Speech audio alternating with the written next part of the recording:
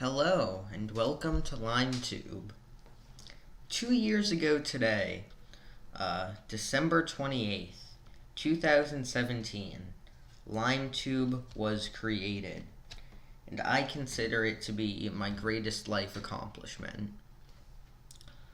So, like I did last year, I would like to highlight what I have done on LimeTube, what LimeTube has been in 2019. So to start, I would like to jog your memory about what this year was like by giving the official 2019 LimeTube alignment chart and the official 2019 LimeTube political compass.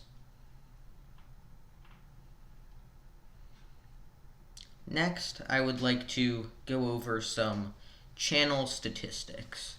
These statistics are courtesy of TubeBuddy, which is a free program for YouTube content creators. So I thank them for giving me this.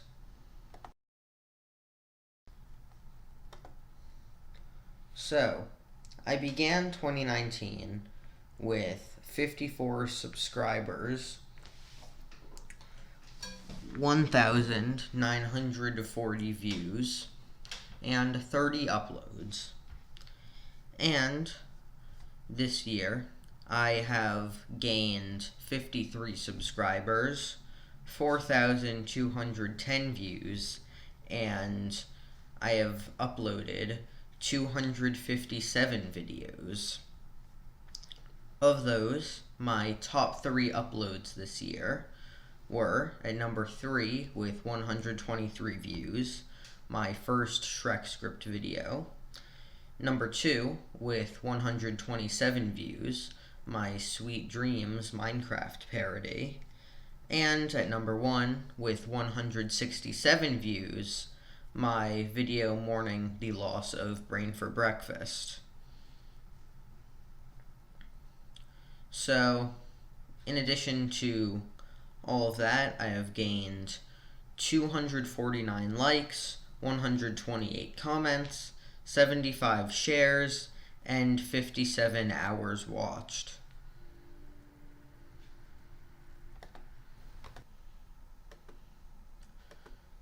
Next up.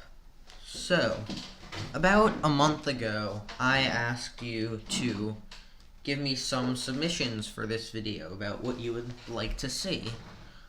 And sadly, not as many viewers submitted as I would have liked. Still, I will read the submissions that I got. So, to start, on my video reading the entire Shrek script 1 word per day, number 247, HandLolDev commented, "Me your sandwich Papa Shrek," and some sort of emoji. I really don't know what that means, but thanks, I guess. Next, I got some submissions from ShadowKiller8759. He gave me 2 alternate history questions. The first is, what if the Romans colonized the Americas, like a big-ass amount of them, and they arrived in Mexico, where the weather was like Africa? So, I'd say that it would be pretty difficult for the Romans to do that. For a couple reasons. For one thing, just the technology divide. This was still ancient times. So the technology divide between the Romans and the Amerindians wouldn't have been that large as it was in our timeline. They would have pretty comparable technologies. Obviously, the Romans would still have better technology, but not that much better, like guns that were there in our timeline. when the Europeans conquered the Americas. And the fact is that the Romans couldn't even conquer Germany in our timeline. And so it would be even more difficult, I'd think, to conquer large parts of the Americas just because of the distance. And also, there wouldn't be that much incentive to do so, again, because it would be hard to conquer, and it wouldn't have that many more natural resources. If any colonies were established, they would be relatively smaller colonies, I think, like maybe a couple Caribbean islands or some areas on the coasts. But you would not see the large European conquest like in our timeline. There would, though, be a lot of trade. Well, maybe not a lot, but there definitely would be trade and contact between the Romans and the Amerindians. And so I think that would probably benefit both groups over time. It would help the Romans sort of like it helped the Europeans in our timeline. And also, the Amerindians would have access to old world crops and plants and technologies, so they would probably develop a lot faster than in our timeline. And you might even see even larger Amerindian empires and civilizations. So I think that probably what would happen in this timeline is the Amerindians would actually be a lot more able to resist outside colonization, because they would be able to develop on their own. So, in short, I don't think we can know for sure what would happen, but I doubt that there would be any Roman conquest of large parts of the Americas. The next question that Shadow Killer asked is, what if Rome actually invaded and reached India and fought a war with China? So I think that that is a highly unlikely scenario, even less likely than the first one, just because there are a lot of places between Rome and China. The Romans would have to go through Persia and Afghanistan, and then they would have to conquer large parts of India and the Himalayas, and only then could they really reach and get into conflict with China. And all that land would be very difficult for the Romans to supply, to enforce, and to assimilate into the Roman Empire. And since the Romans in our history weren't even able to conquer Persia in the first place, I heavily doubt that that would happen. Shadow Killer, in addition to giving those two questions, also gave a video for us to watch. So I'll be playing that right now.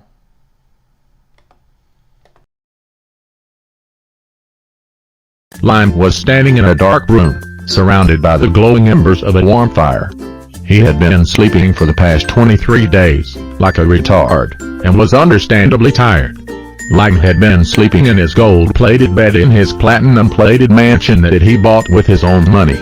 Lime had gotten rich off of his YouTube channel with 900 million subscribers, and also off of becoming the CEO of the Racism Men Company Foundation. Both of these jobs meant a lot to him, and when he wasn't working, he would be sleeping.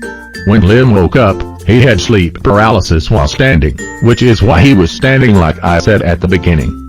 Lime heard a loud sound coming from inside him.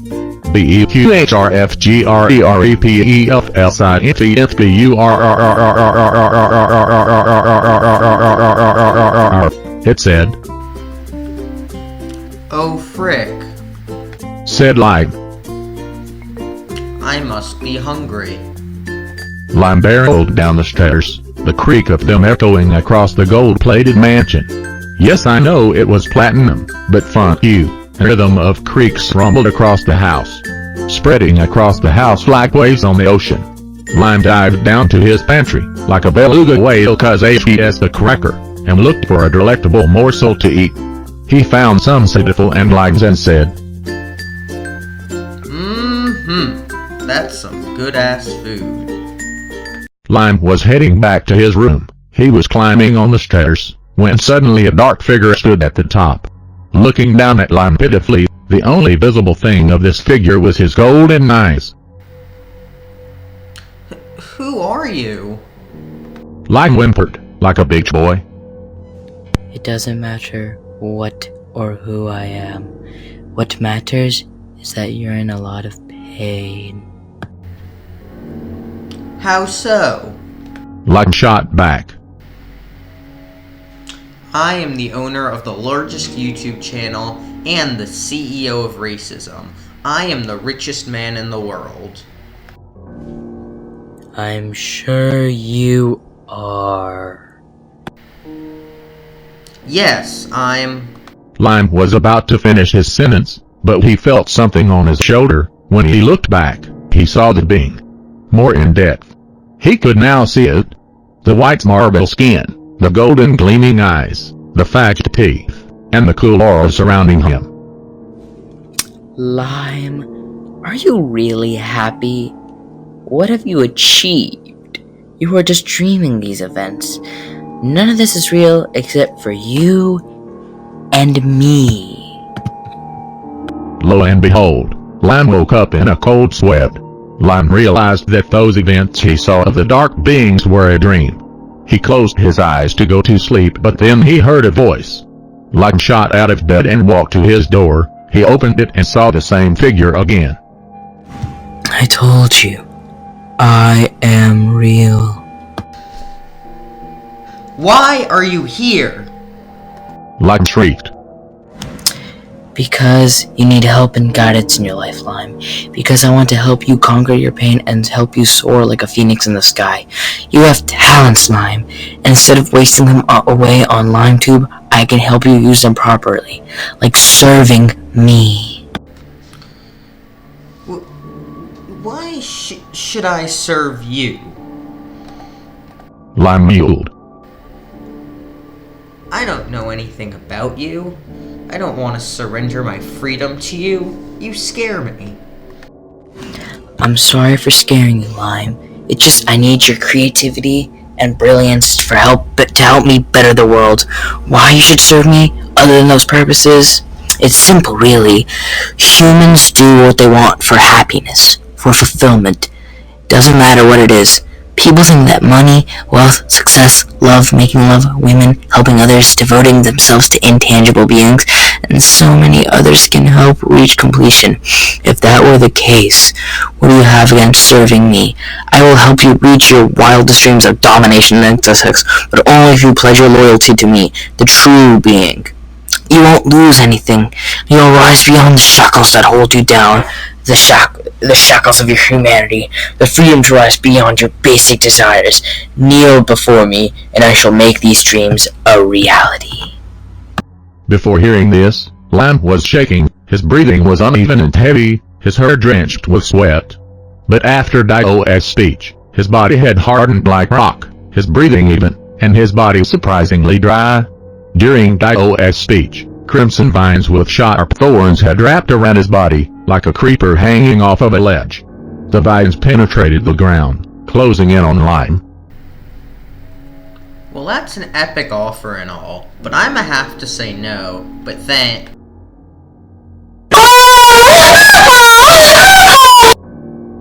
Lime's head was split open and Dio's fangs pierced his skin. The crimson vines erupting out of Lime's skull like a jungle tree root. Then you have chosen death. I've always hated your content. Rot in hell with the rest of your puny, pathetic human race. Dio laughed and laughed text-to-speech.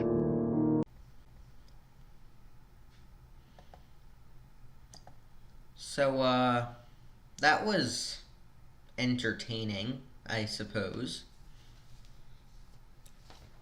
At this point in the video, I would like to do some creator shoutouts. Obviously, I love LimeTube, and that's the focus of this video, but I think that other channels should get some respect too. I think that these channels deserve more subscribers, and also I think that they make good content, and that you should watch their videos.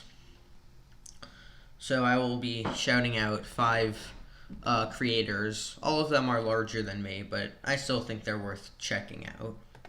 So the first is Lemon. He has some comedy videos, and all of his videos have some humor, but he also has a lot of insightful educational content on a variety of subjects. So you'll go in and learn about memes, but you'll also learn about NASCAR and the WWE and the 1983 Soviet false alarm nuclear incident. Well, except for the last one, all of those were things that I, wouldn't have expected to see otherwise, but he makes them interesting. So, his type of content, and him being a successful YouTuber, has been very inspirational to me and my content. The next YouTuber I'd like to showcase is Comrade Cora. Comrade Cora makes memes. She makes PragerU edits, and she also just makes other types of memes, mostly for left-wing audiences, so I find it pretty funny. Next, there is Sean. He is also a left-wing YouTuber, and he makes researched and scripted videos on also a variety of subjects. His videos tend to be on the longer side, but I still think that they're worth checking out. His content has done a lot to shape my political ideology, so I think that it would be helpful if you saw it, because I think that he does make good political content, or just if you're interested in learning more about political topics. The next YouTuber I will talk about is Thought Slime. He is a pretty big anarchist YouTuber. He was highly influential in getting me to become an anarchist. I probably would not be an anarchist right now if it were not for him. So, if you are interested in becoming an anarchist, or if you're just interested in learning about anarchism and why somebody would be an anarchist, I would recommend checking out his content. It's also pretty entertaining and well made. And finally, there is GetChan. GetChan posts leftist music, basically communist and anarchist music from pretty much any country. So, if you just search up insert country here, communist music, you'll probably find just this 1 hour, or even longer than 1 hour, video about anarchist or communist music, probably by GetChan. Seriously, GetChan has a lot of music that they post. So if you're interested in listening to communist music from all around the world, or you just need some music to play in the background of something, I would recommend checking out GetChan.